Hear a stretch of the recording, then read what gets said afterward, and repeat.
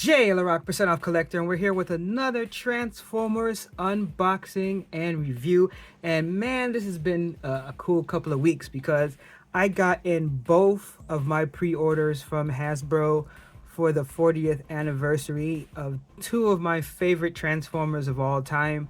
If you saw my other video on Soundwave, I did a comparison between Soundwave of the G1 and the 40th re-release, and I'm going to be doing the same today with my other favorite Transformer, Blaster with Steeljaw. And this is really cool because the original version did not come with any tape at all, which, you know, was kind of sad back in the day, especially when the movie came out and you saw that he did in fact have 4 other tapes to go head to head against Soundwave's tapes. So I thought that was cool. So I collect all these, and I have all the, well, not all, I have a lot of the lower price incarnations of this. There are some, of course, both with Soundwave and Blaster, that are really expensive that, you know, I'm taking a look at, but, you know, I'm not sure if I'm going to be able to pick it up. But as I am the percent off collector, once I'm able to find a deal like that, I'm definitely going to grab at it. So without further ado, let's look at this. So right away, I love the fact that it's that retro packaging. That's really cool, especially for people out there who are box collectors or keep things sealed in box. They'll be happy with this because it's a really cool display. It has like that original artwork. It's a good display of what's inside for the most part. At the top here, you have the transformation, which is easy enough even for me to follow. Underneath here, you have a good look at what the toy looks like. Same thing here on the side. On the back, you have that classic power levels here, even though you can see it here better. It's not perfect, but what's interesting is that there's no rub symbol. There's no rub symbol, but there's no decoder either to put over this. But if you do have one from either G1 or one of the knockoffs, it does work. But I think that they knew that they didn't include it, so that's why they made the line much more visible for you to see, where on the old ones you can barely see it at all. And then of course you have the artwork back here, and I just love they got Jetfire, the Dinobots, you know, stuff like that, Insecticons, a lot of my favorites back here, so that's really cool. And they got good old Shockwave up there too.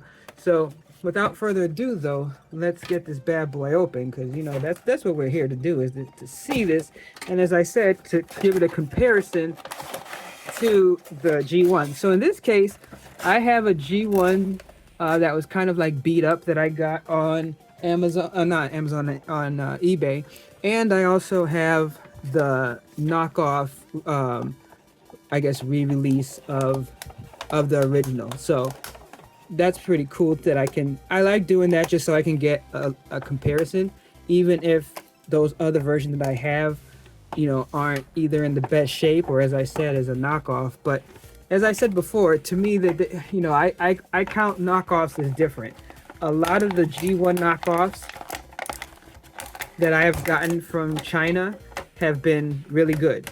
I haven't had problems really with any, except I think Swoop was the only one that came broken, and I think that was more because it was shipped, you know, badly. But also, you know, I have read that Swoop reissues, you know, had issues regardless, and the original had issues. So in that case, you know, I take that into consideration when I buy something, especially since trying to get the original was really expensive, but I was able to get one of both, you know, for pretty cheap, mainly, like I said, because it was damaged. So right out the box, like I said, it has really good weight. The plastic really feels good, and it just looks like how I remember and what I would expect. So let me just show you. So right here, I have the G1. This is the one I got from eBay. So you can see side by side, one of the main differences is that, I mean, the color already, but I mean, this being old, there could be fading and stuff as well. So you take that into consideration. But everything else pretty much matches up. I actually like that on this one, which is kind of a little different, amazingly, from the Soundwave. Like if you watch the Soundwave one, you'll notice that it's a lot more plain, especially when you compare it to the G1 when you add stickers. Now, obviously with the knockoff, and even with the old ones, you add stickers to it, and that, you can decide how much you want to add to it. But if you notice with this one, it actually mirrors how the original looks well. I mean, it's missing, of course, doesn't have a rub symbol and like some of the stickers here, but if you look, oops, I knew that was gonna happen. If you look, so here they still have it. It's not a sticker, it's like painted on, but it's still there. Whereas with Soundwave, there was just a lot of like blank space that just seemed kind of strange. So I gotta just say, just the simple eye test, I really like this because it looks pretty much the same, but you don't have to add any stickers. And even up on top, I like the design more here on the cover than on the original. I like the way how this looks. And they still have like, I mean, the buttons here, same thing here. They never turned or anything, but the buttons here do. You have the play, and then the eject is the one that actually ejects it. And that feels good. Old school one, still, that felt good too. Still feels really nice actually to eject this. So that's about the same. Underneath, again, pretty much the same there underneath. And then from behind, again, pretty much the same. It's kind of interesting that it still says 1984 on the newer one. I like that, output earphone is still there and tagged. Everything else, the handle, the designs all around it, all of that looks good. Same thing here on the corners. And then on the top. So I have to say, this, I think, really, really mirrors the original really, really well. I have to say that I'm really impressed with how that goes. Now, just like with Soundwave, you can put the cartridge inside, well, the tape inside. So that's cool, and you can see it in there. And then, inside, it's interesting because with Soundwave, there's a lot more design. They had like, more design etched into the plastic. Where here, it's a lot more simpler inside. And that matches the original here as well. But again, and then it's interesting, weight-wise, they're about the same, where with the Soundwave, the new Soundwave was actually, it felt a little bit heavier than the old school G1. I also think that with this one, as you can see, there wasn't really die-cast pieces prominent here, where with the old school Soundwave, there was. So that's also another difference, where this was kind of where they were already starting to move away from a lot of die-cast pieces and stuff like that. So I guess that could be one of the explanations as far as the weight. So let's get into the transformation. So basically you start by disconnecting the handle. Oh, look at that. I mean, that's not a problem. I've had that happen on G1 and all that, but I did not push hard on that, and that popped off pretty easy. And then you lock that in there. Same thing here, this turns down, you lock that in there, and then you bring down the feet here. And I like how you already have, the paint there where you can see.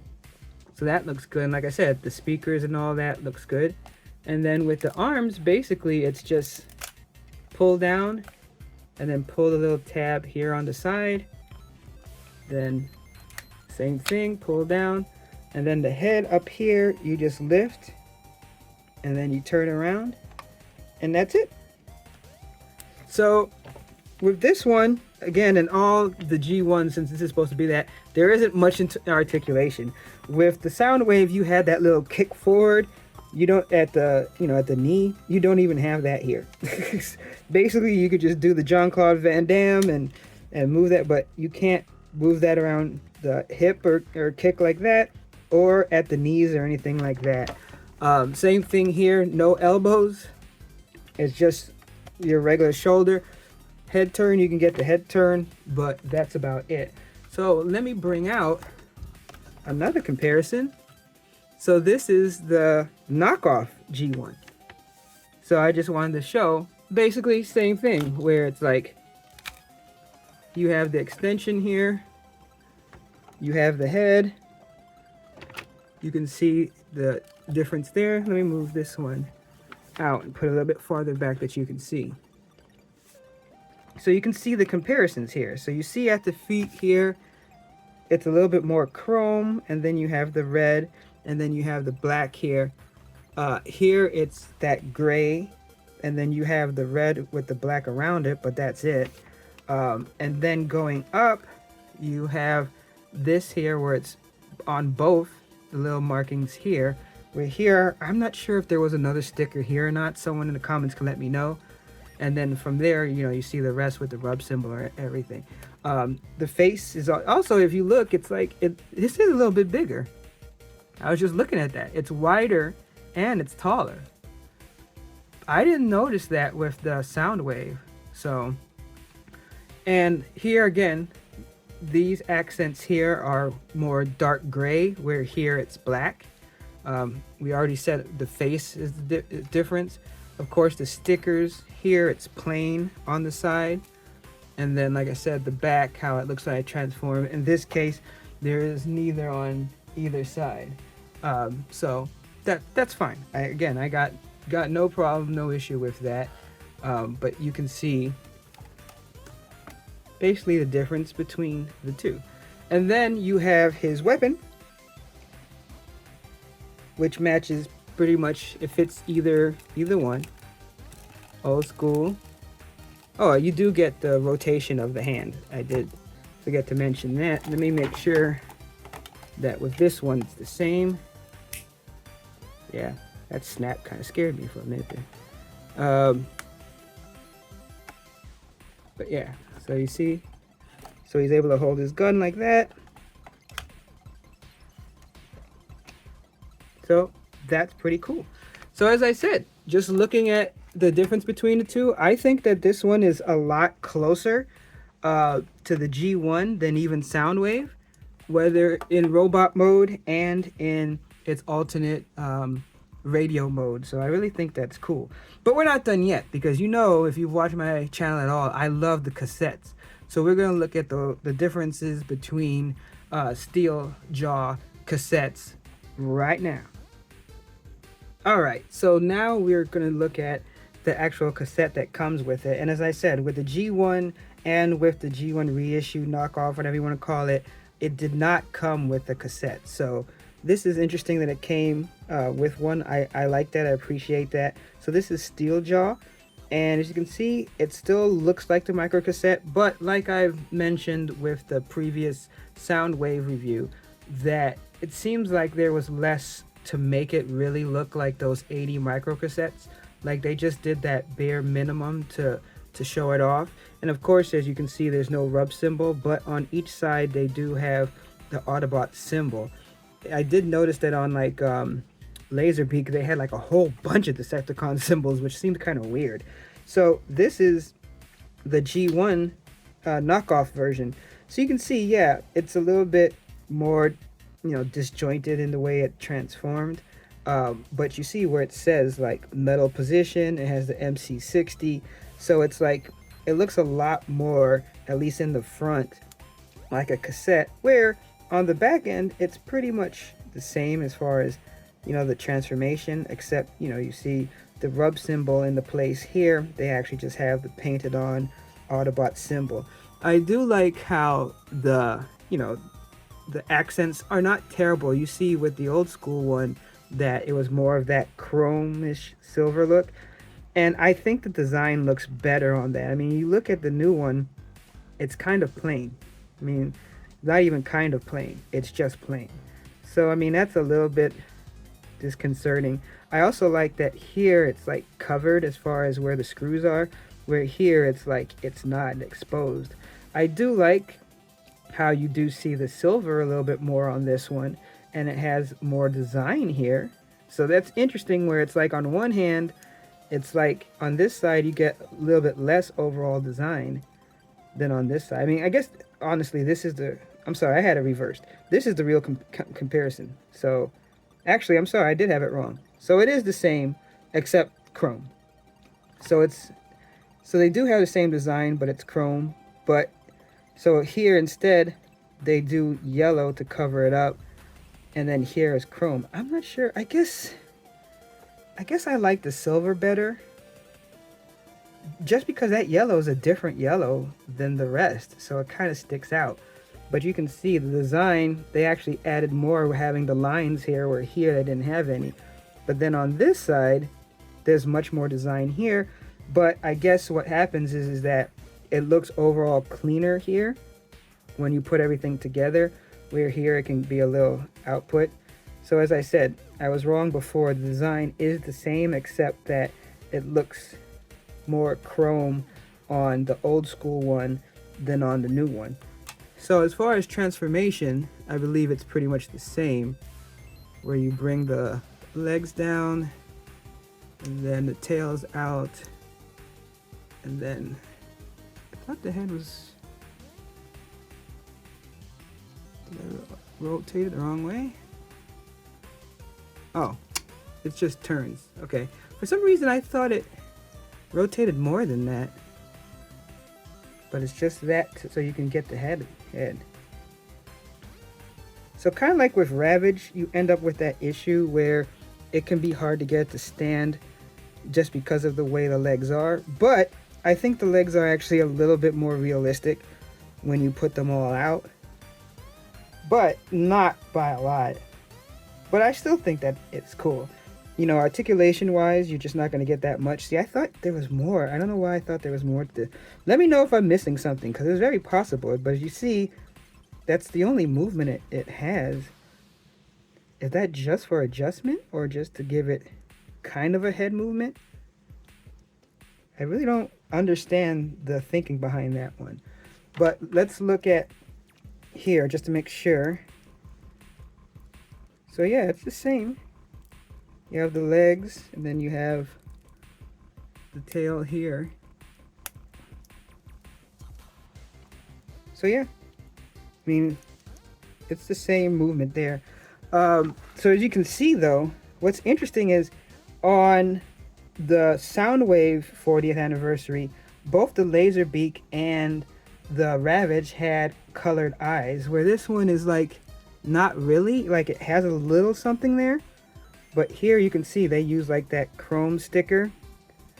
I would have liked to see this, I don't know, maybe red or something, kind of like what they did with Ravage. So you can see the difference in the two. I don't know, what do you guys think? In this case, I almost feel like I would have left this, because it kind of looks more beast mode, to not have the extra lines and everything there, and then use that design space to make this side look more like a micro cassette. Maybe not like this, because I mean there's a lot of colors and stuff going on here, but maybe, I mean, at least go back and add that 60 MC, you know, make it look more like a micro cassette, because as I said, it's supposed to be, you know, a celebration of that old school version. So I don't know, let me know in the comments what you think. But before we go, then you also have the armaments that you can add on both sides. It's kind of also interesting that the color that they went with, I don't think that's bad. I mean, you put silver ones on the Laserbeak and Ravage, so having gold ones on Steeljaw is not bad. It is interesting how low it goes, so you gotta like position the feet to make sure that it fits correctly, but still overall very cool. So I gotta say, overall I'm really happy with it. You know, of course I can nitpick things, especially since this is a line that I do collect and I really enjoy the character. So it's like I do not have any like anger towards it or anything. It's just little choices that's like, oh, it's interesting that they did this over that. But I really enjoy it. I was happy to get that pre-order, and you know, it's just more cassettes I'm gonna end up doing another What's in the Box showing all my cassettes, because I think I'm at almost 30 cassettes now. So you know how I love that stuff. But until next time, if you like these videos, you like what I'm doing here, please consider giving us a like and a sub. We're doing 2 to 3 videos a week. And thanks for just watching this and geeking out with me. And until next time, remember my motto: no discount, no deal. Catch you next time.